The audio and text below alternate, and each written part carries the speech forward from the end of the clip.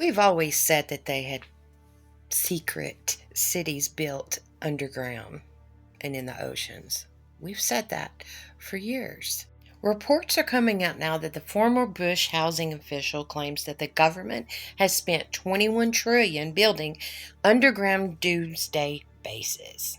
Fitz, 74, who is originally from Philadelphia, cited research by Michigan State University economist Mark Skidmore, who released a report in 2017 stating that he had a team of scholars that had uncovered 21 trillion in unauthorized spending in the Departments of Defense and Housing and Urban Development for the years 1998 and 2015. Those dates are going to be very important here shortly. At the time, Skidmore noted that he first began investigating the unreported spending after he heard Fitz refer to the report, which indicated the Army had spent all of this money and had unsupporting adjustments for spending it in the fiscal year of 2015. Given the Army's $122 billion budget, that meant unsupported adjustments were 54 times the spending authorization by Congress. Typically, such adjustments in public budgets are only a small fraction of unauthorized spending or authorized spending, the report notes. In the U.S. government, the question is, where's all this money going? And one of the things I've looked at in the process of looking at where all this money is going is the underground base and city infrastructure and transportation system that's been built. So we have built an extraordinary number of underground bases and supposedly transportation systems. In the United States? In the United States, and all over the world. And tried to estimate our guess, this is totally a guess, of how many underground bases, both underground in the United States, but also underground under the ocean. Under the oceans, that this got me thinking. Ghislaine Maxwell was pretty much the founder of the Terramar Project. This was an environmental nonprofit and was founded in the United States in 2012 by Ghislaine Maxwell. The U.S. branch actually announced its closure recently, a few years back in 2019, and the UK branch was dissolved in 2019 as well. Now, at this point in time when she founded this, government started issuing passports for the ocean. I'm now going to invite the person who has been the inspiration behind the Sustainable Oceans Alliance, who really has something called Terramar Project. She controls the oceans around the world. If you were to look up the website, you have the opportunity to buy up parts of the ocean through her. And really, the Sustainable Oceans Alliance came together at the insistence of one person who was in the room. I don't know, I have to look for him. His name is Stephen Haft. Where is Stephen? Oh, Stephen, please get up.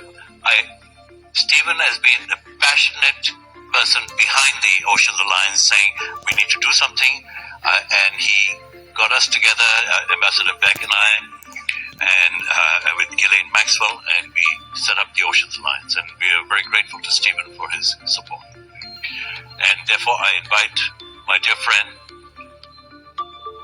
Ghislaine Maxwell to tell us how we can own the oceans. You have 3 seconds. Thank you. Please. I'll do my best. First of all, Your Excellencies, Presidents, Lords, ladies and gentlemen, I just would like to thank you so much. It's such an honor to be. She had submarine license, her partner, Epstein. Now, Ghislaine was connected to very many important people. Representative Liger Fernandez of North Minnesota was also Maxwell's asset until her arrest. Soros back. State Representative Stansbury, who lists herself as a consult for the Wildlife Conservation Society, was Maxwell's asset until Maxwell's arrest as well. This was the Albuquerque district, within walking distance of the border.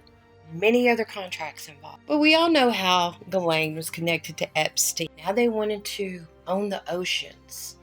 Our military bases supposedly involved. All this money going unnoticed. Here you had Epstein Island. Then you had a U.S. military submarine base right adjacent from Epstein Island.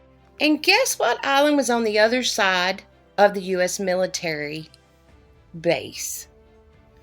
James Biden and Associates Water Island. But how in the world would all this money pretty much just go unnoticed and not be brought in front of anybody? Remember the Kavanaugh hearings? Very well. Okay.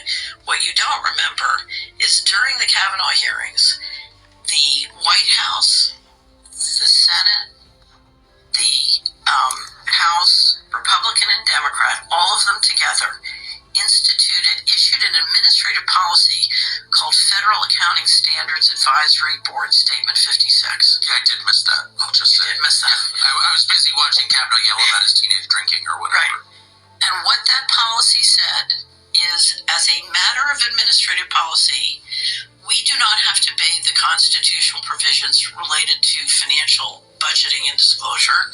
We do not have to obey the laws, and we do not have to obey the regulations. What we can do is appoint a secret group of people by a secret process to move money out of the financial disclosures. But no, none of this is real. None of it's factual. It's opinionated. None of it. Country Crazy out.